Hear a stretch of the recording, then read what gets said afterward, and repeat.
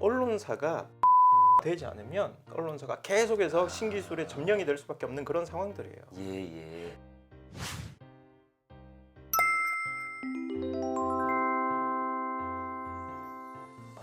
그렇다면은 디지털 뉴스 플랫폼은 네이버, 카카오 외에는 존재할 수 없는 건가요? 아니죠. 그건 아니고요.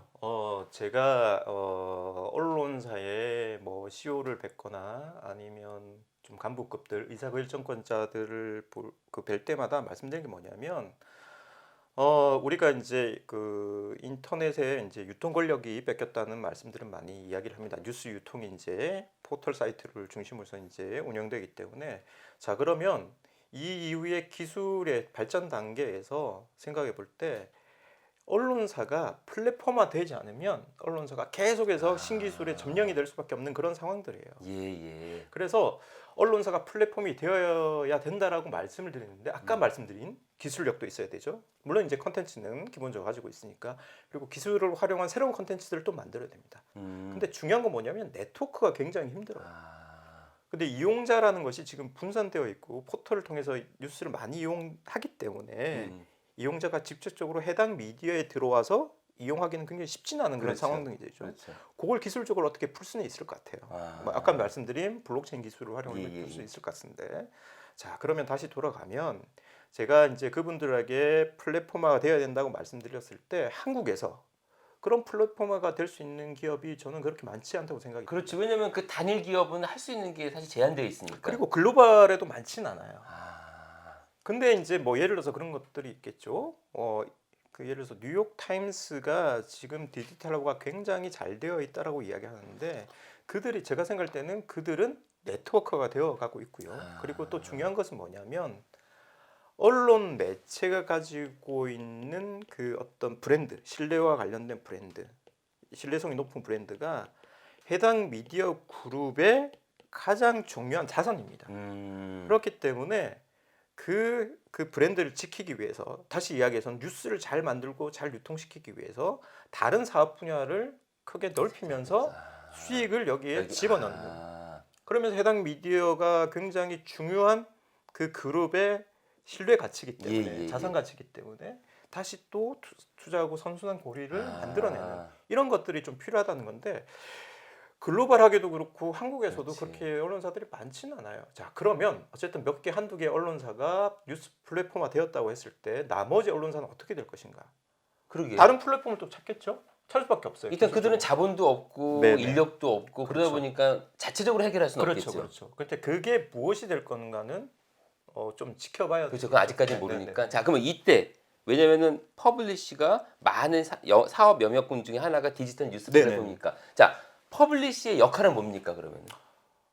지금까지 설명한 디지털 뉴스 플랫폼에서 네네. 퍼블리시의 역할. 방금 말씀드린 그런 어떤 플랫폼화 되려는 언론 기업들을 기술적으로 우리가 그 서비스하는. 그러니까 단독으로 할 수 없는 수많은 언론사들이 그럼요. 있는데 네네네. 그 언론사들이 뉴스 플랫폼을 이용을 해서 당신들 하고 싶은 걸 하라 하는 네네네. 판을 만들어 주는 거네요. 네네. 그래서 뭐 저희들이 이제 생각하고 있는 또는 제가 생각하고 있는 이 기업의 어떤 앞으로의 어떤 미래상은 어떻게 보게 되면 디지털 그 뉴스의 생태계를 만드는 기반 기업이 되는 거죠. 네. 선생님 이게 적절한 예인지 잘 모르겠는데 네네. 한번 봐주세요. 쿠팡이 있는데 네네. 쿠팡이라는 기업이 뭔가를 제조해서 생산해서 팔진 않잖아요. 그렇죠. 그러나 만든 사람들 다 오셔가지고요 여기에서 판매하세요. 사실 분들 오셔가지고 여기에서 사세요 해가지고 만들어 놓은 게 결국 쿠팡이 그렇죠. 100조까지 갔었던 네네네. 거 아니에요? 지금 많이 네네네. 떨어졌지만 그 역할을 하는 겁니까? 그 역할도 하고요. 저희들은 좀 이제 신생 기업이기도 하고 그 이전의 플랫폼 기업들의 어떤 문제점들을 좀 생각하면서 어떤 이야기를 하냐면 물론 이제 방금 말씀드린 그런 어떤 모델을 지향하긴 해요. 왜냐하면 언론 생태계, 디지털 뉴스 생태계를 만드는데 기반이 될 수 있는 기업이 되겠다고 말씀드렸기 때문에. 근데 방금 말씀드린 뭐 쿠팡이라든지 네이버라든지 카카오의 최근 뭐 여러 가지 이슈들이 있었는데 제가 이제 하는 역할 중에 하나가 또는 저희 이제 CEO들이 계속 생각하는 CEO들이 생각하는 것 중에 하나가 뭐냐면 최소한 우리는 언론 산업에서 괴물은 되지 말자라는 이야기를 하고 있습니다. 예, 그래서 뭔가 다른 그 플랫폼 기업들의 어떤 반면 교사들을 많이 좀 보려고 하고 있죠. 선생님 근데 여기서 궁금한 것 중에 하나가 네네. 사용자가 나 네이버 잘 쓰고 있어 다음 잘 쓰고 있어 했는데 거기에 갈 이유가 없을 것 같아요. 없어요. 어떤 유인책이 필요할 것 같은데 아까 블록체인도 말씀하셨고 혹시 뭔가 그런 유인책이 있나요?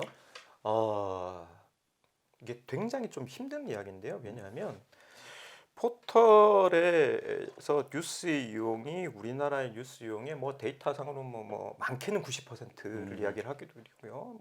뭐 적어도 70몇 %라고 이야기를 하는데요. 대부분 여러분들이 뉴스를 이용할 때 뭐 예를 들어서 특정 언론사의 홈페이지나 앱으로 통해서 뉴스를 그렇지. 보지는 않습니다. 음. 포털을 통해서 보고요. 음. 포털은 이용자 입장에서 보게 되면 굉장히 잘 꾸려진 곳이에요. 맞아요. 뉴스를 이용할 때. 편해. 편해요. 편해. 편해요. 어. 그러니까 사용자가 생각할 때, 그러니까 사용자는 무조건 편한 곳을 보게 되어 맞아요. 있어요. 맞아요. 네, 그래서 포털 뉴스 서비스보다 좀 더 편한 곳이 나오면 거기로 가겠죠. 맞아.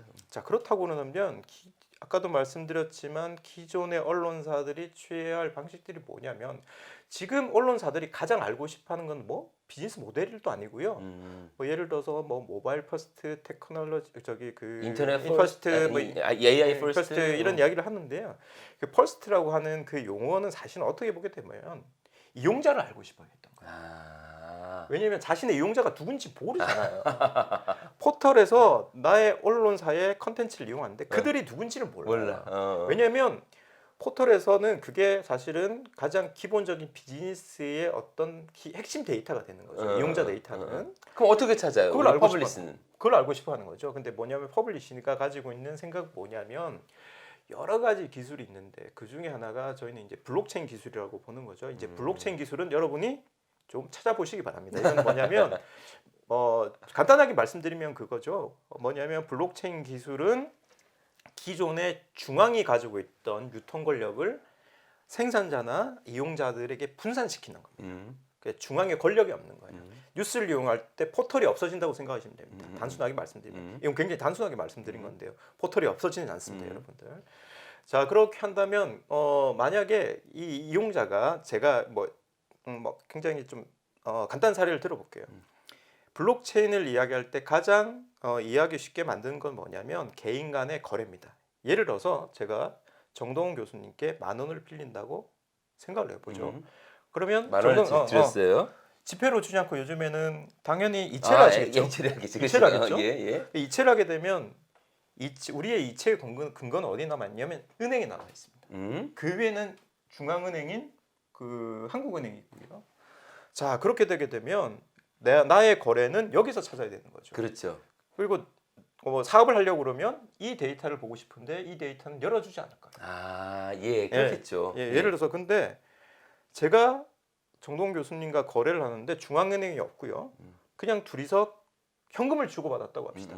그럼 현금을 주고받았을 때 우리가 이 거래를 어떻게 완성되느냐? 물론 이제 뭔가 없지 사실은. 뭔가 이제 쓰지 않는 차용증을 이상은. 쓰실 수도 있죠. 근데 뭐 예를 들어서 없지. 내가 거래를 할 때 또는 이제 이 거래가 단건이고요. 제가 다른 사람 A라는 사람과 거래를 했을 때 나오는 이 거래 내역들이 제가 정동 교수님이 A라는 사람과 거래하지 않을 때도 제가 거래한 게 여기에 남아 있는 거죠. 그러니까 뭐냐면 하나의 거래가 이루어지는 순간 네트워크가 형성되는 순간 모든 사람들이 이 네트워크의 모든 거래 내역을 가지고 있다고 생각하시면 돼요. 맞습니다. 그래서 분장이라고 표현하죠. 이제 이게 근데 어쨌든 뉴스로는 어떻게 되는 거지? 자, 그 예를 들어서 제가 매체 A라는 매체를 가지고 있어요. 근데 사실은 가끔씩 저희 홈페이지나 앱으로 들어오시는 분들이 있어요. 근데 그분의 데이터들을 활용하려고 그러면 그분들이 로그인이 되어 있어야겠죠. 그렇죠. 그리고 정보도 많지가 않아요. 그들이 누군지 잘 몰라요. 근데 이제 그 블록체인 기술을 활용하게 되면 뭐냐면 이분이 한 번 들어왔을 때 또는 다른 곳에 갔을 때 또는 나의 다른 컨텐츠에 갔을 때 이 정보들을 알 수가 있다는 거죠. 또는 다른 사람이 이 사람이 다른 언론 매체를 이용했을 때 이런 정보들을 알 수가 있다는 거죠. 왜냐하면 중앙에만 정보를 저장하는 게 아니라 이미 그 네트워크에 있는 사람들한테는 다 분장이 되어 있으니까. 자, 그러면 이렇게 들어왔을 때 뭔가 보상이 중요한 거죠. 왜냐하면 보상은 쉽게 얘기하면 돈? 뭐 돈일 수도 있고요. 응. 뭐 지금까지 뉴스 컨텐츠가 가지고 왔던 스탠스는 뭐냐면 질 좋은 컨텐츠예요. 아니요, 대충. 근데 그거는 보상으로 생각하진 아, 않는 것 그렇죠. 같은데. 사실은 언론 미디어가 해야 될 일인 당연한 거죠. 건데, 그거는. 뭐 당연한 건데. 근데 왜 그러면 질 좋은 컨텐츠를 보는 사람에게 보상을 해줘야 되느냐? 왜냐하면 보질 않기 때문에 그런 거잖아요. 유입을 시키려고. 유입을 시키려고. 그래서 저희들이 생각하고 있는 것 중에 하나가 뭐냐면 스티밋이라고 하는 그런 어떤 블록체인 기술을 가진 기업도 있었는데요. 지금 뭐 유지되고 있으나 잘 활성화되고 있지는 예, 않습니다. 활성화되지는 않고 있어요. 뭐 예를 들어서 그 모델과 유사하기도 하지만 그보다 더 확장성 있게 저희들은 좀 준비를 하고 있는데 요거는 이제 기업 비밀인 측면이기 때문에 구체적 말씀 못 드리고요. 그리고 예를 들어서 그런 거죠.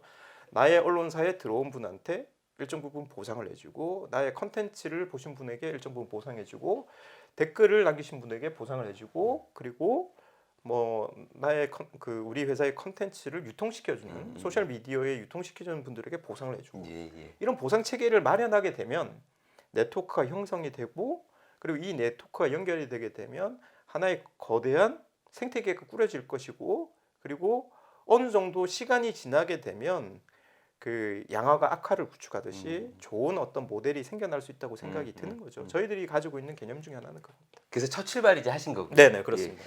그래서 제가 여러분들한테 꼭 소개시켜 드리고 싶었습니다. 여러분들 비트코인도 마찬가지 아닙니까? 처음에 나왔을 때는요, 그것도 아무 관심이 없었어요. 지금은요, 이제 1억을 1 비트코인이 이제 1억을 바라보고 있습니다, 여러분. 이렇게 될 수도 있다라는 겁니다. 안 될 수도 있지만 물론 그러나 우리가 메타버스를 얘기하고 가상 세계를 얘기하는 것이 당장에 벌어지는 건 아니거든요. 다만 그런 지향점을 향해서 우리 인류는 그런 쪽으로 가고 있다라는 것을 말씀드리는 것이고 그런 상황에서 당연히 이런 서비스도 우리가 관심을 기울여야 하지 않을까 해서 오늘 이제 모셨습니다.